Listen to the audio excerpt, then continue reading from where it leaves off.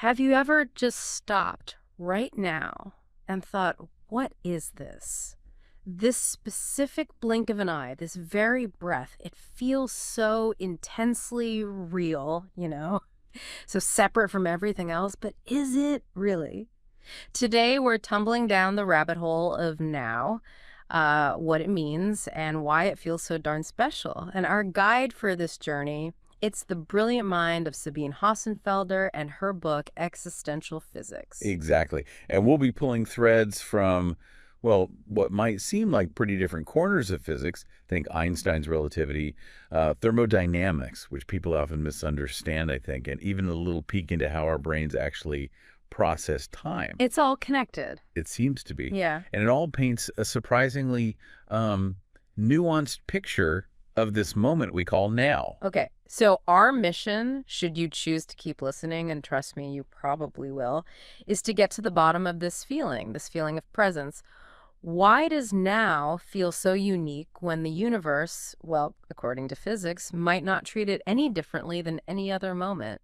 Okay, so let's dive straight into something that throws a cosmic-sized wrench into our everyday assumptions. The illusion of simultaneity. Yeah, this is where things get really weird fast. What's truly mind-bending is how Einstein's special relativity showed that our intuitive grasp of time. Like a single now for everyone. Exactly that. This idea of a single shared now happening for everyone simultaneously, it's actually just, well, a comfortable illusion. Right. Hossenfelder walks us through this with a classic thought experiment. Imagine you and your friend Sue floating out in space, right? Both watching laser beams hit some mirrors. Okay. Now, if you're moving relative to Sue, you'll actually see those laser pulses hitting her mirrors at slightly different times than she does. And she'd see the same thing looking at your setup. Yeah. So whose clock is right? Whose now is the real now? And that's the kicker. The truly revolutionary insight is that neither perspective is inherently more correct. Special relativity tells us that the very definition of two events happening at the same time, it depends entirely on your frame of reference. Or motion. Your state of motion, exactly. It's relative. Yeah. So the core takeaway here is that this idea of a universal now for everyone, everywhere in the universe, it just doesn't hold up. See, you might think this is just some abstract, brain exercise. Fairly theoretical. Yeah, but it has very tangible effects, doesn't it? It's not just philosophical pillow talk. Absolutely not. Just think about the GPS system we all rely on every day. Those satellites are whizzing around Earth at thousands of miles per hour, and they're in a slightly weaker gravitational field than we are down here. Okay. Both of those things, speed and gravity, they cause time to tick ever so slightly differently for the satellites compared to clocks on the ground. Tiny differences, I assume? Oh, minuscule. Yeah. But your phone's GPS receiver has to constantly account for these differences to give you accurate directions. If it didn't, well, the errors would add up fast. You'd be way off course pretty quickly. So my ability to find that coffee shop I like is actual proof that now isn't the same everywhere.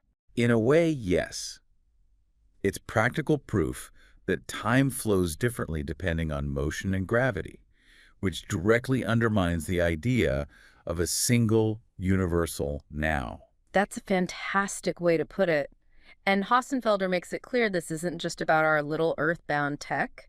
This relativity of now, it applies to any two events, no matter how far apart in the cosmos. Anywhere in the universe. It makes you feel like the universe is this incredibly interconnected yet strangely personal experience. Yeah, exactly. And if we take that idea and zoom out, like way out to the grandest scale, it leads us to a concept that can feel a bit like stepping into science fiction. The block universe. Okay, I'm intrigued. And maybe slightly terrified. Unpack block universe for me. Well, at its heart, the block universe is kind of a direct consequence of what we were just talking about, the relativity of simultaneity. If there's no single objective now slicing through the cosmos, then it suggests that all moments in time, past, present, and future, they all exist. sort of equally within this four-dimensional fabric of space-time. It's all just Hmm. there. So it's less like a flowing river of time and Yeah, more like maybe a giant static photograph where every single moment is already captured. that's a pretty helpful way to visualize Right. it, yeah. Hossenfelder uses this analogy. I think it was some comedian John Lloyd, Oh, yeah. who likened time to a landscape. Hmm. Just because you're not currently standing in, say, Paris doesn't mean Paris doesn't exist, right? They said. Similarly, just because we aren't experiencing a particular moment in time yesterday or next Tuesday doesn't mean it's not a real part of this four-dimensional block. The profound takeaway here, or at least the argument, is that our past isn't just a memory.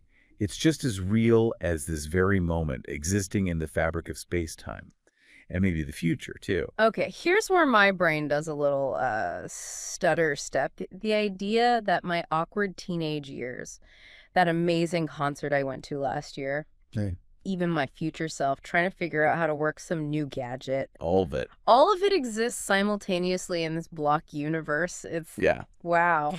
It's strangely comforting and deeply unsettling at the same time. It definitely clashes with our gut feeling, our intuitive sense of a flowing present, doesn't it? If all times are equally real, what creates this powerful feeling we have of being anchored in this specific now? Yeah, where does that come from? And this naturally leads us to another really interesting idea, time reversibility in the laws of physics. Time reversibility. Sounds like something I wish applied to my last attempt at baking bread. It did not go well. Tell me more. Well, the fundamental equations that govern how physical systems evolve, think mechanics, electromagnetism, they are by and large time reversible. Imagine a video of, say, a perfect collision between two billiard balls with no friction or anything. Okay. If you ran that video backward, the motion would still perfectly obey the laws of physics. The reverse collision looks just as physically plausible as the forward one. So wait, at the most basic level, the universe doesn't inherently have a forward direction of time built into its rules. Largely no, which feels completely counterintuitive, like you said, because our experience is full of things that only go one way. Right. Spilled milk doesn't unspill itself. Eggs don't magically reassemble after they break. Exactly. Our everyday lives are absolutely filled with processes that have a clear direction. Ice melts in a warm room, but the water doesn't spontaneously freeze back into an ice cube.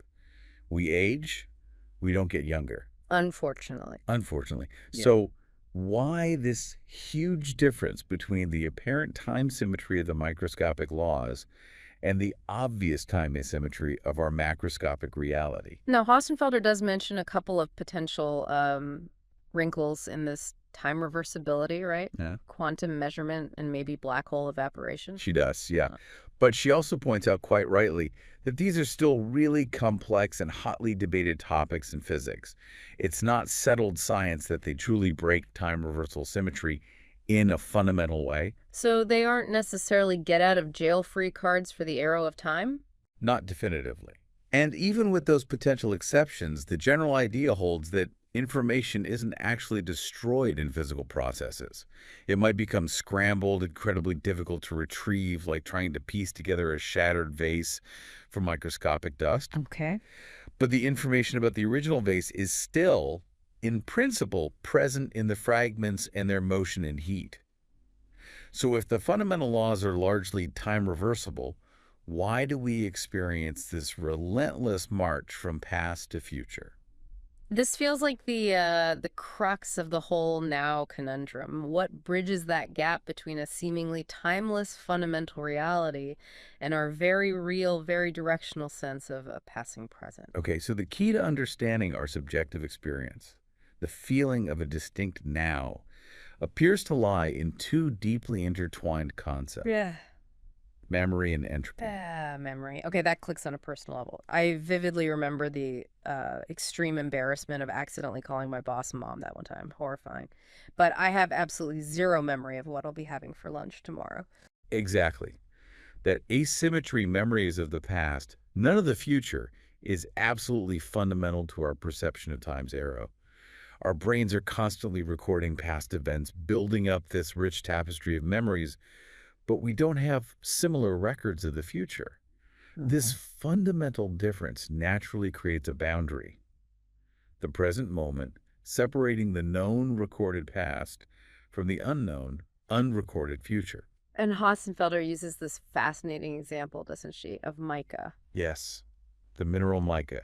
It can trap traces of past events, like tiny radioactive particles leaving damaged trails within its crystal structure as they decay over millions of years. So it's like a rock that has memories, a non-living thing possessing a form of memory. Precisely. It's a physical record of past states. And this leads us directly to entropy.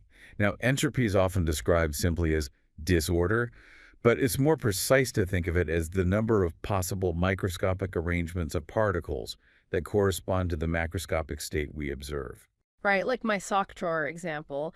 There's basically one way for it to be perfectly organized, but countless ways for it to be a jumbled mess. It always tends towards the mess. That's a perfect analogy. Chaos is easy, order is hard.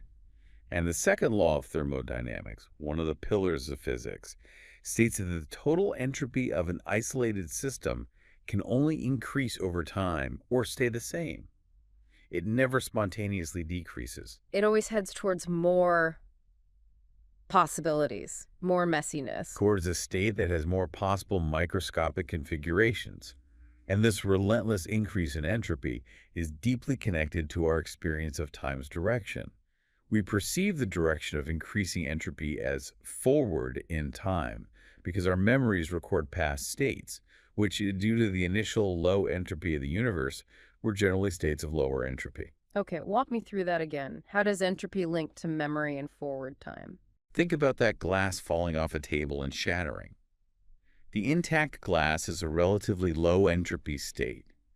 Fewer ways for the atoms to be arranged and still be that glass. The shattered pieces on the floor represent a much higher entropy state, vastly more ways for those atoms and fragments to be arranged. Got it. We remember seeing the intact glass before we remember seeing the shattered pieces. We don't remember it the other way around. Our memories encode the sequence that follows the increase in entropy. So the increase in entropy gives us our arrow of time, psychologically speaking, because memory formation itself relies on processes that increase entropy. Wow. So the past feels before because things were generally more ordered, lower entropy. According to our records, yes. And the future feels after because things will likely be in a more disordered, higher entropy state. Exactly. And it's also crucial to understand, as Hossenfelder points out, that entropy isn't some inherent property of disorder floating around. It's really a measure of our ignorance, our lack of complete information about the precise microscopic details of a system. We don't track every single atom in those shattered glass fragments, so we describe its state using macroscopic properties, which corresponds to a high entropy value. Okay. Okay. So we've got this subjective feeling of now deeply tied to how our memories work and this relentless increase in entropy. But what about the objective picture, the mathematical description of the universe that physics gives us? Where does the specialness of now fit in there? And that's the key distinction, isn't it? Between our subjective experience and objective reality, or at least the reality described by physics. While each present moment feels incredibly special to us, it's where we are. It's where new memories are being laid down. There's simply no evidence for an objectively special, universally defined now in the fundamental equations. Hossenfelder mentions Einstein himself sort of grappling with this, right? This powerful human feeling of the present that seems absent from the physics equations. Yes, exactly. And the key insight, as the source material really emphasizes, is that this unique feeling, the sense of nowness, most likely arises from our capacity for memory. It seems to be a biological and cognitive phenomenon, a feature of how conscious, memory-forming systems like us interact with the universe, rather than a fundamental property of the universe itself. So the problem of the now it isn't really a physics problem anymore. That's the argument. It's perhaps less a puzzle for physics to solve and more a question of understanding how our subjective experience, our consciousness, our memory emerges from and relates to the objective, seemingly timeless nature of the universe described by the mathematics. Okay. So to try and wrap our heads around this, the now we feel so intensely isn't some special spotlight moving along the timeline of the universe. It doesn't appear to be, no. It's more like a construct, something our minds create, built on the foundation of memory and riding the forward wave of increasing entropy. That's a really good way to put it. Our perception of now seems to be this fascinating interplay between the fundamental laws of physics, relativity, thermodynamics, oftentimes symmetric at their core, and the very real time asymmetric biological process of forming memories. Physics might reveal a universe where all moments exist in some sense in the block universe picture, but our lived experience is anchored in this seemingly unique present, shaped by our memories of a past that was overall in a state of lower entropy. It's almost humbling, isn't it, to think that this intensely real now is, in a way, our own personal construct within this vast, timeless universe. Pretty profound stuff. It really is. And maybe it leaves us with a final thought, something for you to ponder. If our experience of now is so intimately connected to the way we form memories and the relentless increase of entropy we observe, how might different forms of memory, Like in Aliens or AI. perhaps, or even just under drastically different physical conditions, maybe near a black hole or the very early universe where entropy behaved differently, Yeah. how might that lead to entirely different, maybe even unimaginable perceptions of time and reality? Whoa. It's a question that really makes you think about the boundaries of our own experience, doesn't it?